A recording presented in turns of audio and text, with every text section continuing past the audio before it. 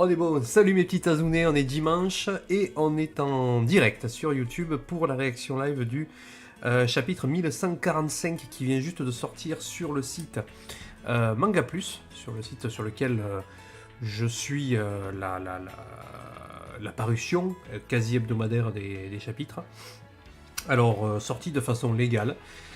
Puisque toutes celles et ceux qui vous font des reviews avant le dimanche, sachez-le, sont hors la loi quelque part. Alors bon, c'est pas un gros crime de lèse-majesté, mais bon, voilà, faut jouer le jeu un petit peu à un moment donné. Même si l'anglais arrive le matin, il me semble, le français n'arrive qu'à 17h. Ok, donc là il est tout frais, le 1145 il est ici. On va y aller, je vous lance le jingle, je le ferai au montage, mais vous imaginez le jingle, voilà, waouh, vous connaissez. Comme d'habitude, on va se lancer, on va se rappeler un petit peu ce qui s'est passé la semaine dernière dans le chapitre 1144, l'heure des guerriers. Qu'est-ce qui se passait dans le chapitre 1144 et pourquoi est-ce que... Ça y est, ça rame, super, ça m'a gonflé. Qu'est-ce qu'on apprenait? Oui, on apprenait que Franky et Ripley retombaient sur le vestige de 3000 ans, une construction qui a toujours été là, une construction qui daterait d'il y a 3000 ans. Alors l'information était passée un petit peu comme ça, pardon, j'ai des allergies, j'ai les yeux qui coulent, hop. Elle était passée un petit peu de façon obscure, comme ça. Beaucoup de gens s'étaient un peu étonnés de cette temporalité qui passait du simple au triple, hein, finalement, puisque le siècle oublié, c'était il y a 800, entre 800 et 900 ans. Et là, on parlait déjà d'une époque d'il y a 3000 ans. Donc on avait fait le rapprochement, effectivement, et le texte du aller sur les trois mondes nous aidait à comprendre cela. C'était que très certainement cette structure-là de 3000 ans datait très certainement du monde initial, du monde d'il y a 3000 ans. Alors, moi j'avais pas percuté, mais effectivement, ça aurait pu ressembler à un robot. Effectivement. J'ai pas fait le rapprochement parce que c'est pas tant évident que ça.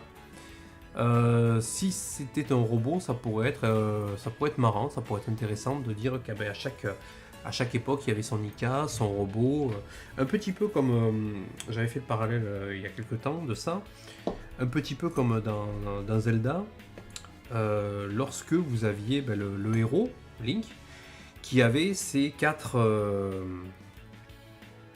comment on appelle ça, des héros également il me semble, l'éléphant, le dromadaire. Qu'est-ce qu'il y avait d'autre? Le lézard et l'oiseau. Et l'oiseau, voilà, ça aurait pu être des sidekicks, des compagnons de voyage. Ça aurait pu être ça. Donc, ces robots auraient pu jouer un rôle pour Nika à chacune des époques.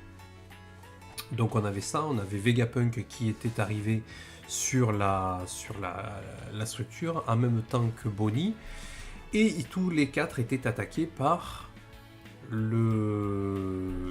l'élément la foudre qui a été créé par Senki-Lingam, celui qui possède le fruit du démon de la matérialisation. C'est-à-dire vous pensez à quelque chose, il vous fait penser à quelque chose, vous pensez à quelque chose, il vous endort et il vous le matérialise. Donc ce sont des peurs, des rêves, des éléments concrets de la vie. Il arrive à matérialiser une pensée. Bon, c'est ce qui est un fruit hyper cheaté finalement quand on y pense.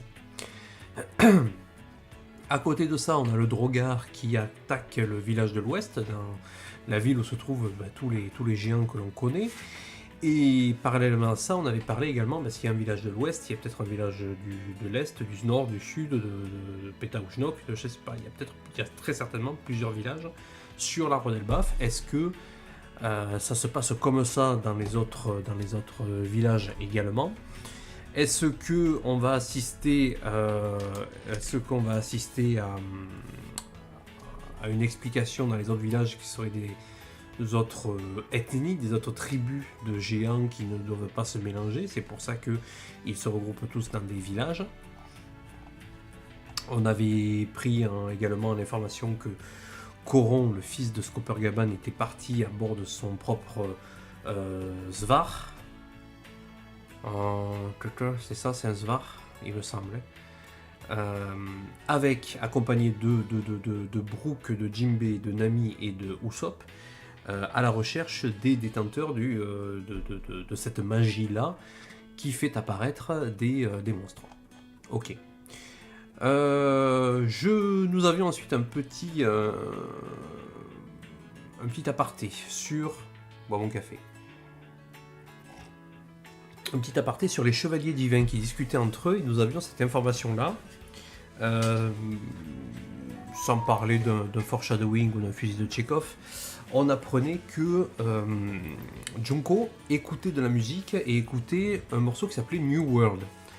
Alors, j'avais fait dans la réaction live précédente du 1144, j'avais fait la réflexion, j'avais dit mais je sens bien qu'il y a un message, je sens bien qu'il y a un propos là derrière, mais je n'avais pas la référence. Et New World, il s'agit en fait d'un morceau de l'album de Brook qu'il chante lors de sa tournée pendant l'ellipse des 2 ans. Donc oui, Junko est littéralement fan de Brook. Et le sachant, elle sait également que Brook est sur l'île. Voilà, donc on va avoir très certainement une rencontre des deux. Qu'est-ce qui va se passer? La groupie va-t-elle aider son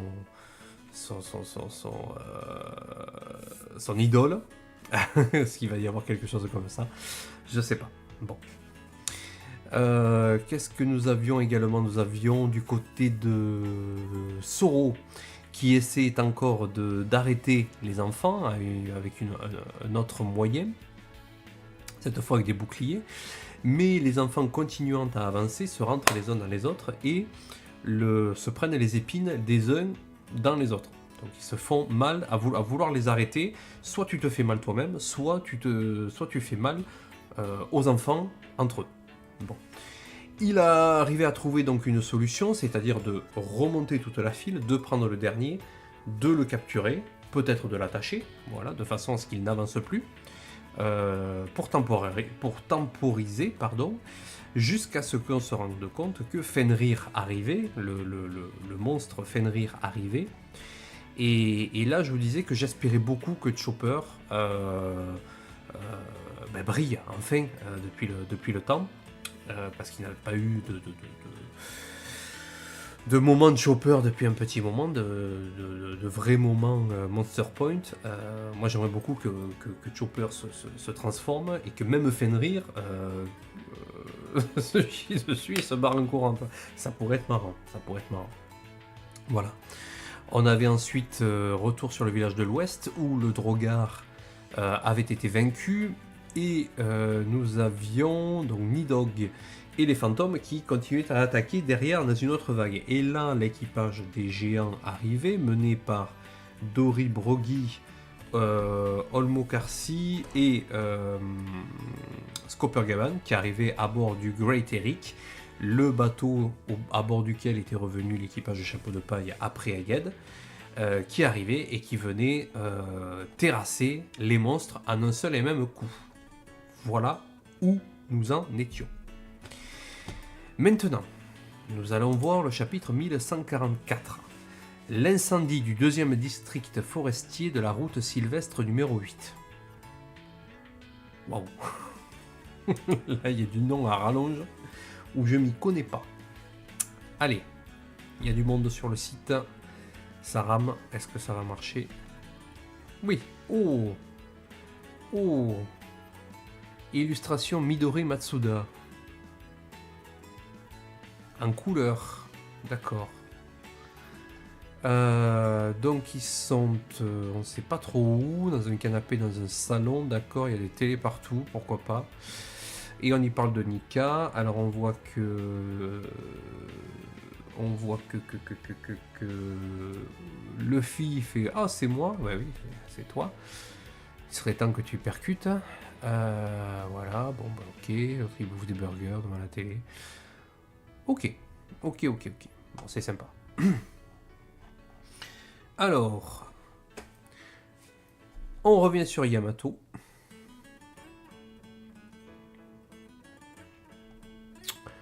Mon Pagino est vivant. Voilà, donc on a le frère et la sœur qui se retrouvent après avoir été libérés de l'emprise de Wuzu. Et Yamato, elle a un sabre. Elle a pris un sabre. Tiens donc. C'est bizarre. Parce qu'elle a son Kanobo. Je sais plus que ça s'appelle ça, la massue. Qui est déjà rangée, mais elle se bat avec un sabre. D'accord. Bon, j'avais pas le souvenir. Pas grave. Ok. Alors. On est où là? Ok, donc on commence comme ça. Il y a directement de la... Ok, on est directement dans l'action. Il se passe quoi là? C'est moi ou il manque des pages là?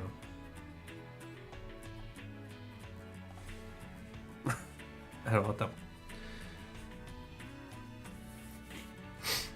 Donc, on a un dinosaure qui n'est... Ça n'a pas l'air d'être un monstre parce qu'il n'est pas crayonné pareil. Il attaque... comment il s'appelle le cuisinier? Je sais plus comment il s'appelle le cuisinier du nouvel équipage des géants. Donc on est avec Loki, on est en bas. Hein. Il arrive Nash. Hein? Attends. C'est qui? Il parle à son bouclier là? Le bouclier, il est vivant? Ou alors c'est qui? C'est un membre d'équipage qui a un fruit du démon? Ou c'est le bouclier qui a bouffé un fruit du démon? Maintenant, pof. D'accord. Et le dragon vient s'éclater contre le bouclier. D'accord. Derrière, on a Sanji et Zoro qui font armée de l'air. L'autre qui s'est pété les dents, power shoot, blablabla. Et Zoro qui y va et qui tranche le dinosaure. D'accord. Il s'est passé quoi là? Il y a sûrement de quoi nourrir du monde avec ça. Ah oui, oui, il voulait... d'accord. Il voulait nourrir Loki. D'accord. Ça marche. Il y a sûrement de quoi nourrir du monde avec ça. C'est vrai que cette bête est énorme, même pour des géants. Le Grogisaurus est un régal. Leur couche de graisse sous-cutanée les rend difficiles à cuisiner, mais on peut aussi les faire mijoter dans du vin. Sauf que tu n'en as pas apporté, je me trompe? Ouais, du vin, ouais. Il y a toute une panoplie d'ustensiles de cuisine dans la cabane du chasseur. Pas du pêcheur, mais c'est du chasseur. Tâchons de trouver des herbes aromatiques sur le chemin du retour. Avant ça, j'aimerais bien savoir comment fonctionne ce bouclier. Tu lui as filé un fruit du démon? Non, il s'est animé lorsque mon père est parti affronter Big Mom. Ah, d'accord. C'est elle qui lui a insufflé la vie. Mais c'est qui ton père? Il s'est animé lorsque mon père est parti affronter Big Mom. C'est elle qui lui a insufflé la vie, Big Mom. Donc en fait, il est un peu comme Zeus, oui, d'accord. Hein, vous connaissez Zeus? Mais il fait partie de l'élite des Homies. Plus maintenant, notre navigatrice en a fait son esclave. L'ordre des chevaliers divins, oui, vous avez bien entendu, ils sont apparus ici même. Des serviteurs du gouvernement mondial? Tu veux dire que ce sont eux qui t'ont mis dans cet état? Exactement. Tu t'es attiré leur foudre à l'époque où tu semais le chaos hors des frontières, c'est ça? Ne dis pas de sottises. Si mes assauts m'avaient conduit jusqu'à eux, à l'heure qu'il est, je serais le roi du monde. Des chevaliers du gouvernement mondial? Et oh, on a ramené à manger. Oh, le gros bestiau, le Grogisaurus ont une viande riche en nutriments, pardon. C'est moi qui l'ai tué. T'as été éblouissant. C'est bien simple, on aurait dit un brocoli vivant. Volant. Et voilà, c'est cuit. Trop bon, t'étais pas censé manger en premier. Tiens, bouffe ça, Loki. Ah, c'est brûlant. Ses plaies vont se rouvrir, Luffy. Tu veux m'achever? Oh, tu as repris du poil de la bête. Bon, ils le nourrissent. D'accord. Commence à manger, autrement tu guériras jamais. Bon, c'est un petit peu C'est un petit peu le gag, bah tiens, je mange et puis je nourris, je guéris de suite. Relevez-moi, j'ai du mal à avaler. Vous croyez que c'est facile de manger allongé? Mais qu'il est capricieux celui-là. Machin, ok. Mince, tu t'étouffes. Attends, il y a de la soupe. Aïe aïe aïe, c'est chaud. Tu vois pas qu'elle est bouillante? N'approche pas de moi.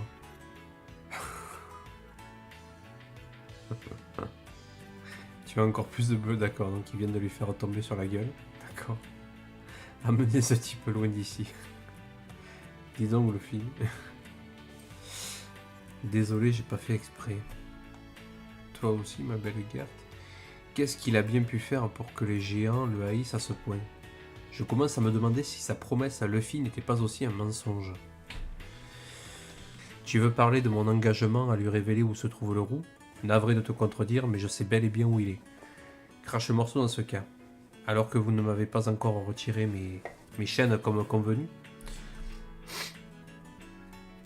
C'est fou cette envie de revoir le roux à tout prix. D'un autre côté, je peux comprendre ce sentiment d'admiration envers un pirate qu'on a rencontré étant gosse. D'accord.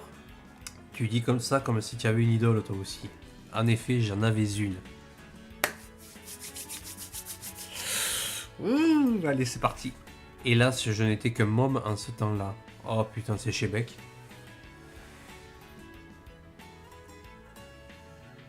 Amène-moi avec toi. Je suis pas venu rencontrer un gamin dans ton genre. Combien de fois je vais devoir te le répéter?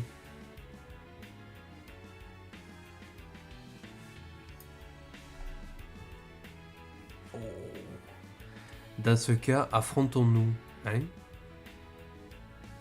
Ça se fait pas de combattre un marmot à l'arme blanche. La ferme Newgate.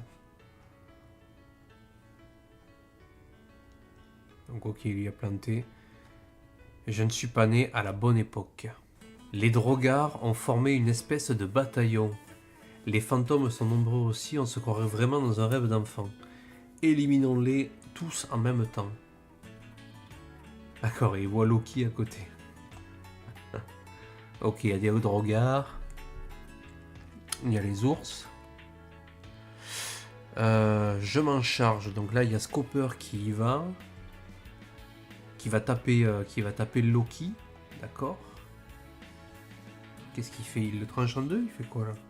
Heureusement qu'il a été imaginé par un gosse. Tu crois qu'il aurait été plus fort si le monde avait connu le vrai? Ne parle pas de malheur. Oui, il a tranché en deux. D'accord, ok. Bon.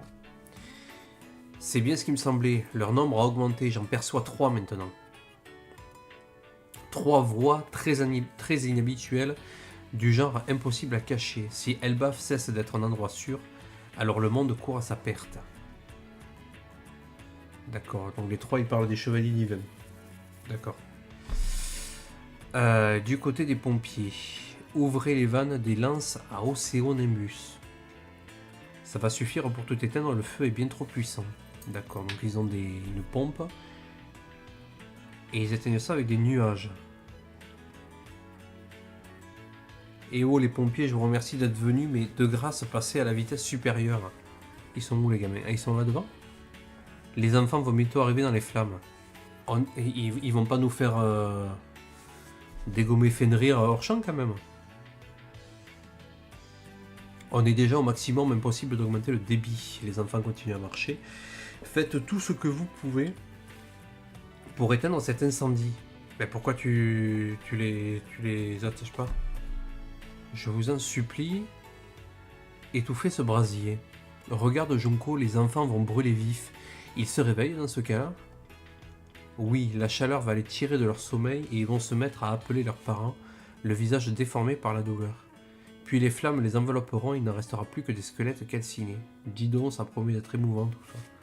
Océonimbus. Qu'est-ce que je disais? Non, c'est pas Jimbei. C'est Jimbei, mais oui.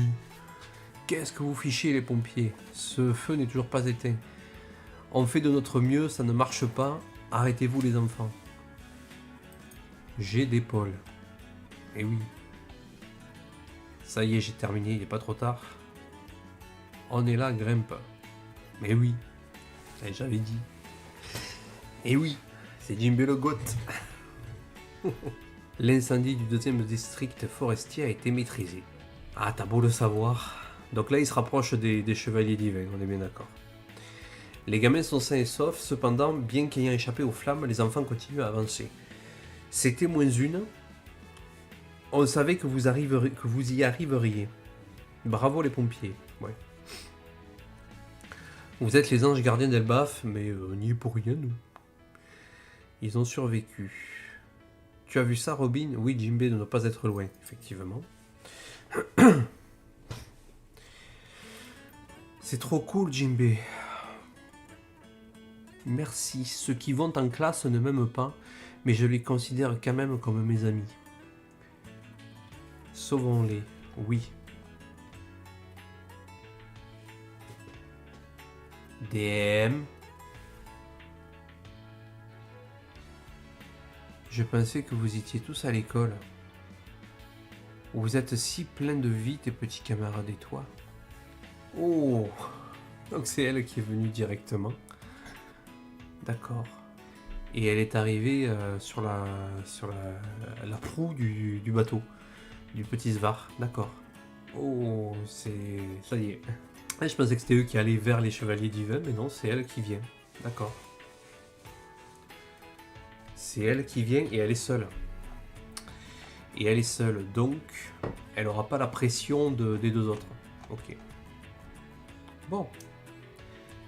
Allez, on récapitule un peu tout ça. On a l'équipe Loki qui va chasser un dinosaure pour le faire bouffer. On a... il s'appelle Goldberg, non? On a le père du cuisinier du nouvel équipage des géants qui est allé affronter Big Mom, qui était parti avec un bouclier, et Big Mom lui a transféré une partie de son âme. C'est un peu comme un Horcrux finalement, qu'il y a une part de l'âme de Big Mom qui est là dans ce bouclier. Donc est-ce que pour tuer Big Mom il faut détruire tous les homies? Pas dans la merde. Ok. Donc là il lui donne à bouffer, il y a Luffy qui fait le con, d'accord. C'est fou cette envie de revoir le roux à tout prix. D'un autre côté, je peux comprendre ce sentiment d'admiration envers un pirate qu'on a rencontré étant gosse. Ah, c'est Shebeck. C'est Shebeck, c'est clairement Shebeck avec barbe noire, barbe blanche. Donc c'est un peu ce que je vous expliquais dans une vidéo. C'est que le monde n'est pas manichéen. Vous avez différentes façons de voir les choses, de voir le monde. Et finalement, il n'y a pas de bien ou de mal dans ce monde-là. Ça n'existe pas. Le principal, le but, c'est de suivre son intuition, de suivre ses valeurs. C'est ça qui est important. Et ben là, Loki était plutôt Team Shebeck. Fenrir qui a battu... voilà, ben, encore un acte manqué, j'ai envie de vous dire. Et on a Jimbe qui vient sauver le game. Qu'est-ce qu'elle disait, Jonko? Oui, la chaleur va les tirer de leur sommeil, ils vont se mettre à appeler leurs parents, le visage déformé par la douleur. Est-ce qu'elle était d'accord avec ça ou pas? Parce qu'elle le dit. Ok. Et on a Jonko qui vient directement. Je pensais que vous étiez tous à l'école, vous êtes de si plein de vie, tes petits camarades et toi. Elle voulait rencontrer Brooke. Bon, bah écoutez, non, mais écoutez, c'est sympa, 1145, chapitre 1145. Je veux dire, ça avance, on le savait, hein, que ça allait être certainement Jimbe qui allait faire un coup comme ça pour éteindre le feu. Et visiblement, non, le feu qui a pris sur l'arbre, bah écoutez, brûlé visiblement. Alors je sais pas si c'était le feu qui était créé par les drogards de façon artificielle ou si c'était le feu de Loki. Allez, je le regarde une dernière fois pour voir si j'ai rien oublié. Donc là on a beaucoup de discussions pour expliquer d'où est-ce qu'ils font la popote. Il y a une cabane, il y a du bois, il y a des herbes, machin, c'est pour ça qu'on va cuisiner, c'est pour ça que tout ça en fait ça sert à expliquer comment est-ce qu'ils peuvent faire la cuisine au milieu de nulle part. Et on voit bien, hein, il a les yeux bandés, mais il voit très bien ce qu'il lui apporte, la température de ce qu'il lui apporte. tu vois pas qu'elle est bouillante, mais lui, il a même pas d'yeux, donc il le voit pas. N'approche pas de moi, hop, il le tombe sur lui. Donc c'est en train de se créer un petit parallèle là, entre Loki et Luffy, où gamin, ben, ils avaient une idole qui voulait suivre, et que comment dire, et leur idole n'a pas voulu. Ils n'ont pas voulu s'affronter, donc Loki a voulu l'affronter, et il a fini par se faire planter un couteau dans le corps. Là où Luffy s'est lui-même entaillé pour lui montrer sa détermination. Donc il y a un parallèle là-dessus. C'est une phrase qui est intéressante, ça. Je ne suis pas né à la bonne époque. Souvent on se le dit, ça même. Soit c'était mieux avant, soit j'étais trop jeune. Voilà, il y a toujours un problème de timing. Bon, eh bien écoutez, c'était pas mal, un petit chapitre sympa qui vient mettre en avant Jinbei cette fois. Qui peut utiliser non pas l'eau mais les nuages et les océans nimbus pour éteindre le feu à la façon des pompiers. C'est pour ça que les pompiers, on nous montre que les pompiers utilisent les océans nimbus pour éteindre le feu, pour dire c'est possible. Et donc il fallait que Jinbei arrive et balance sa colonne d'océans nimbus pour tout éteindre. Voilà. Bon, normalement, bon là ça fait 3, je pense qu'il y aura une petite pause la semaine prochaine. Je suis en repos la semaine prochaine, dimanche prochain, donc si jamais il y a un épisode, eh bien on sera là pour le décortiquer ensemble, toujours en direct. Je vous laisse vous abonner à la chaîne Taz and Chill, s'il vous plaît, pour d'autres contenus de manga là-dessus. Je fais 2-3 petites vidéos, analyses sur One Piece également, sur l'analyse de la parentalité en ce moment. Je fais les réactions live dès que je le peux, soit le dimanche en direct, soit le lundi en différé, toujours sur Manga Plus, toujours de façon légale. Qu'est-ce que j'allais dire? Et puis je fais un peu 2-3 vidéos de bricolage. C'est une chaîne généraliste, je ne me prends pas trop la tête là-dessus. Je fais ce qui me plaît quand je le veux, quand je le peux. Et puis moi je vous souhaite une bonne fin de dimanche, profitez bien de ces vacances si vous avez la chance d'être en vacances. On se voit prochainement sur Taz and Chill. Ciao.